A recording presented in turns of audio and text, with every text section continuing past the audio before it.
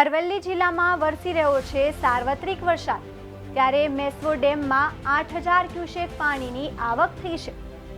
ઉપરવાસમાં સારા વરસાદથી મેશ્વો નદી બે કાંઠે વહેતી થઈ છે। સિઝનમાં પ્રથમવાર ડેમમાં પાણીની આવક શરૂ થઈ છે, તો જીવાદોરી સમાન મેશ્વો ડેમમાં પાણીથી ખુશીનો માહોલ સર્જાયો છે।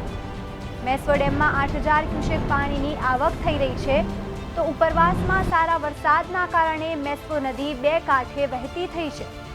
સિઝનમાં પ્રથમવાર ડેમમાં પાણીની આવક શરૂ થઈ છે। લોકોની જીવાદોરી સમાન મેશ્વો ડેમમાં પાણી આવતા ખુશીનો માહોલ જોવા મળી રહ્યો છે।